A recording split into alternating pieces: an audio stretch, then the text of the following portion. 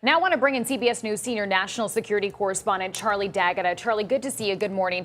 Want to ask about Iran, obviously. Where are we right now? How close is the U.S. to actually taking military action?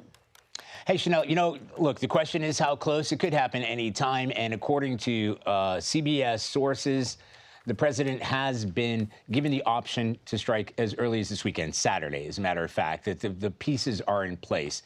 It's not optimal. It's not ideal. There are a couple of things that are still moving around for if there were to be attacks against Iran, because most importantly, in that region, they're going to be concentrating on force protection.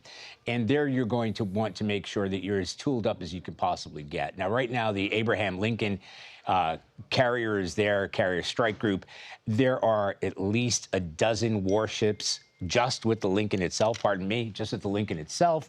And guided missile cruisers, guided missile destroyers, F-18s on board the Lincoln now. What's on the way there and should be there soon, probably by Monday or Tuesday, is the USS Gerald R. Ford. That's another aircraft carrier, and with it comes another 3 destroyers. Now, it's going into the Mediterranean, I think, actually, as we speak today.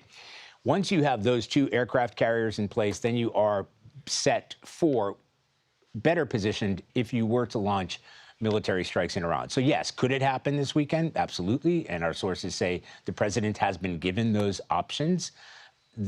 All of the pieces will be in place probably early next week, where you're going to have both of those carriers in that neighborhood and operational. Again, not just to strike Iran, if that is the plan, but to provide force protection to tens of thousands of U.S. troops that are there. We've also learned in the past 24 hours or so that a number of U.S. personnel have been pulled back from the Middle East to parts of Europe and the United States. Again, another indicator, at least the rising tensions, even as these talks continue.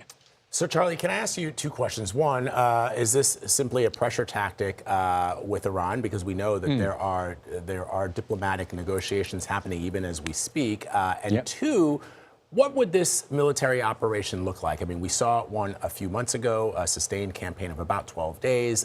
This would perhaps be longer, but having covered military affairs for the entirety of your career, that you can bomb a country to oblivion, and still, and the Israelis are figuring that out now. I mean, Hamas is still in Gaza. You can bomb and bomb and bomb.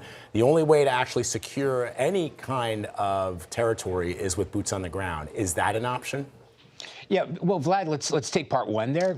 So this is part of what the White House calls a maximum pressure campaign, right? So it's deterrence, it's staring down the barrel of a gun, it's gunboat diplomacy, et cetera, to put pressure, military pressure, on Iran. And Iran is obviously paying very close attention to that. Now, when you talk about what they're going to attack, right, the U.S. military calls it strike packages. And as it's been explained to me, you have this sort of smaller tier where you're talking about limited strikes, where you're going to go after, say, Iran's missile programs, Iran's nuclear facilities, as was done back last June, Operation Midnight Hammer. Again, very limited strikes. Those are B-2s, which aren't obviously even in the neighborhood. They left from the United States. Then, if they're going to, and this is what they're preparing for, officials have shared this with me, if there is to be a wider scale attack in Iran, where the regime sees this as sort of an existential threat, there would be an increased number. You'd be going after Iran's defenses, its missiles, essentially everything. It would be a war. And they expect that Iran is going to fight back. And that is what they're preparing for, not just the strikes inside Iran, but the way Iran will retaliate, because they are still fully capable of that. A fragile situation for sure. Charlie D'Agata, thank you. Thank you.